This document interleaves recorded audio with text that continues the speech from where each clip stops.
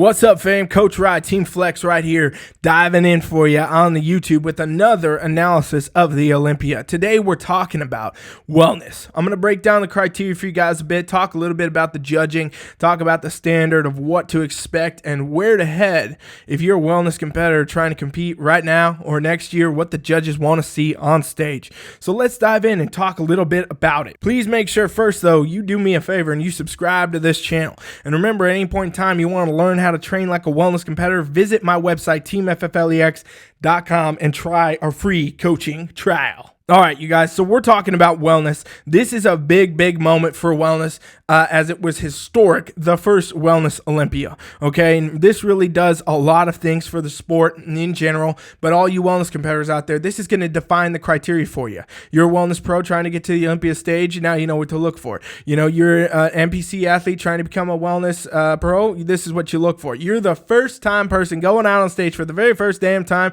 this is the kind of thing you look for. And that's because the Olympia sets the standard for the criteria. And this was a big year for it because, you guys, we've been doing now wellness for, 2 years at this point in the NPC, IFBB, and realistically, this was the first time we got to see the standard. We got to see the criteria. We got to see exactly what the judges want to see. And let me tell you this, it's not any different than what we've ever been talking about. I could have predicted this call out long years. I could have predicted this like a year and a half ago, honestly, and I actually did predict this call out in a couple weeks before Olympia, down to the placings that it actually was. So all around pretty good. And I kind of want to cover this criteria for you guys, tell you a little bit about what's going on here, and tell you where we're heading with this. So you know this for every show you want to be doing, whatever level you're at. This is how the judges will be judging you. All right, let's look at it. So wellness, first call out. We had a couple familiar faces here. Actually, everybody was pretty familiar. If you follow wellness at all, I guarantee you follow all these athletes. And this is our top four. At this point, really what you're seeing here is the criteria being exemplified in the most way possible. Okay, wellness's biggest differentiator from any other division is that it's an asymmetrical division. And what does this mean? This means the lower body is more developed than the upper body. It's the only division here in the women's side of categories that have asymmetry, and it really focuses heavily on the lower body dominance from the quads, from the glutes, from the hamstrings, all around, becoming the key factor for this division. So the first thing you want to take note of is that the key to wellness is muscle development, okay?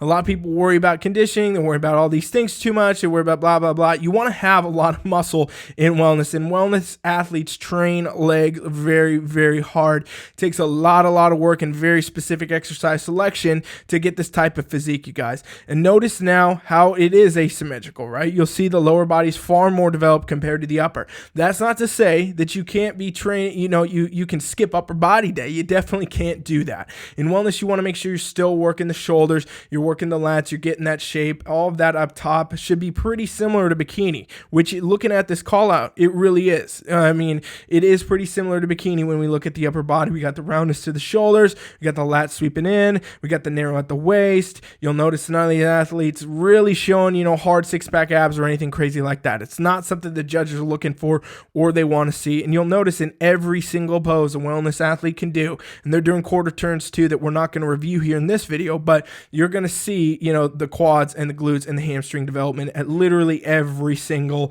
angle. Okay, so moving to the lower body, you'll see quads, very developed, very dominant, especially showing in the front pose, but you can even still see the glutes of these wellness athletes in the front pose, and that shape, that's development, that all becomes super important. Notice how important it is that an athlete has the full glute development and the full roundness in this division, including specifically the upper glute, which is a very key focus. You guys know Sandy Williamson, head judge at Olympia, many other judges I'm very close friends with. I know pretty much the criteria they're looking for everything, and they always are hammering, I'm telling you guys, that upper glute development for both bikini and wellness. And this is one of the real reasons that we see it here.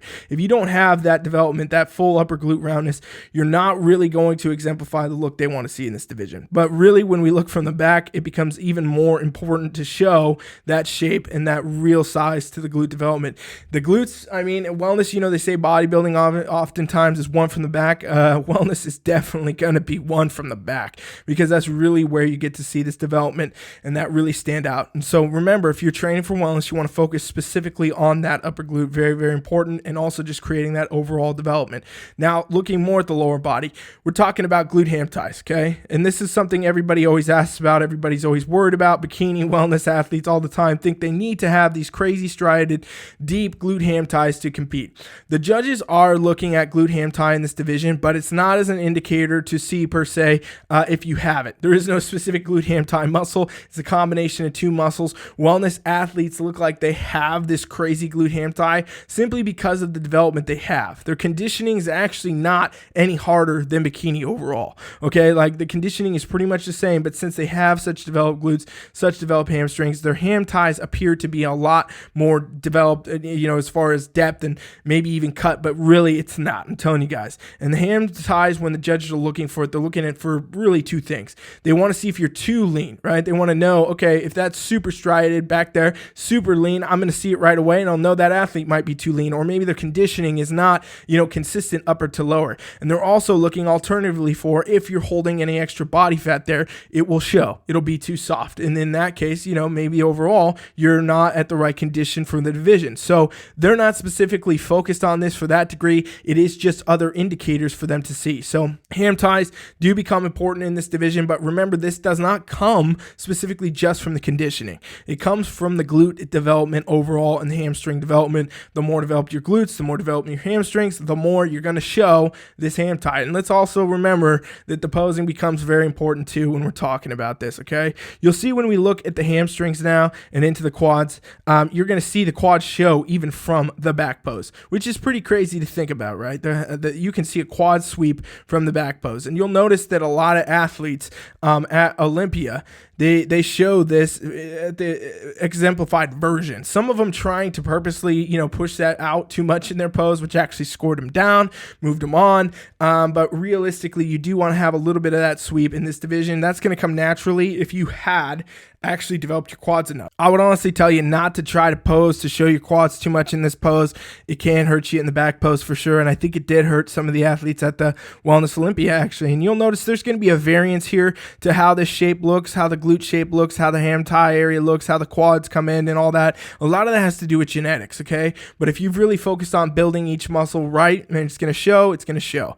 Hamstrings, not a super important focus back here. I mean, you definitely want to have the development. Most of that is going to come if you're doing the right training for your glute. If you bring out your hamstrings too much, it's almost going to diminish the ability of your glute, right? It's going to diminish how much you can actually see. And so you'll see these athletes here, as we're looking at this top four, some of them may be pushing the envelope of muscularity too much. I've said for a while, Urishna, you know, Sonny Andrews, who's not even pictured here in this call out, some of the favorites to win the Olympia or do very, very well there actually did a lot less, you know, well than people thought. And I was saying for a while, and including in my prediction video, that I thought, you know, it really had to come down to the fact they're pushing the envelope of muscularity too much, right? They're taking away from the shape, and they're going to focus too much on the muscle, which is going to then in turn make them, you know, look to the point where maybe they need to consider a different division. Might need to move to figure, might need to, you know, do something like that. So you'll see these top three athletes, which are all shown in red right here,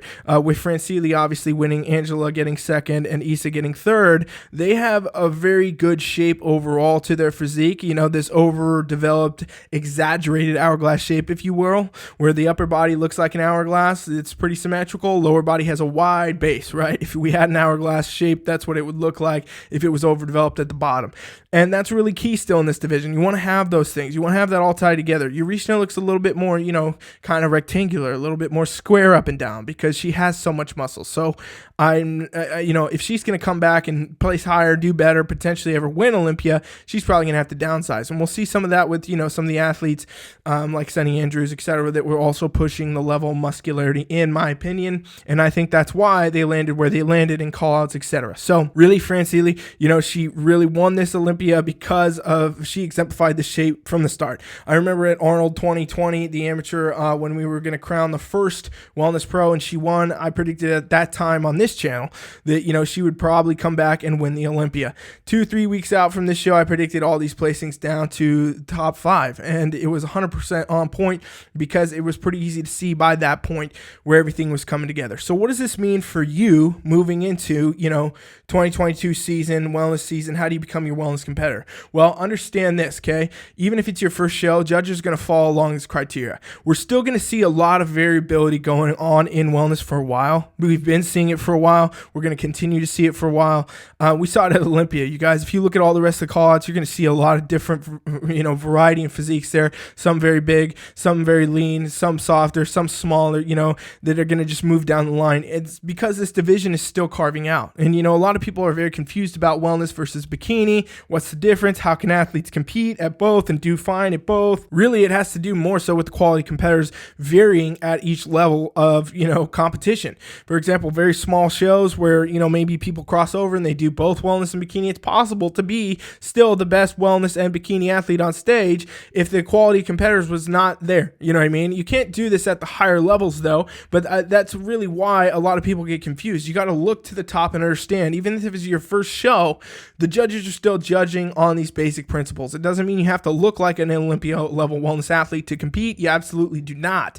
But the judges do follow the criteria all the way down the board. So if you're going to go train for wellness, you want to focus on these things. You don't want to come in too lean, okay? If you come in too lean, it's going to be a big deal. You want to make sure that you're spending a lot of time building a lot of muscle, okay? Obviously, you've seen these athletes and they have this muscular development. You have to build the lower body asymmetrical to the upper body, but don't neglect the upper body. You need to have it for posing, presentation, all around everything, your total physique package. You still need to have it, but you do need to prioritize muscle far more in this division than you do in even something like bikini, okay? Bikini is not at all on that level with lower body, and that's an important delineation they're going to try to make in this sport. If you want to be a wellness competitor, you got to have the wellness lower body. That's going to become the thing that differentiates it in the most standard sense. So you don't want to be too lean. You want to focus on the muscle. You want to make sure that you really prioritize, that upper glute development, the ham tie area, all these things that are going to tie in. But remember, all of this comes from building the muscle. So if you're training right now in your improvement season, your off season, your phase, and you're trying to figure this out, you want a little bit of help, go to my website, teamfflex.com, and I can show you exactly how to train like a wellness athlete, how to get these gains, how to get these results. That's something we can do there, and it's totally free. It's on my website, so hit that up. But also understand, if you're not spending a lot of time building muscle, you're probably not going to advance as a wellness competitor.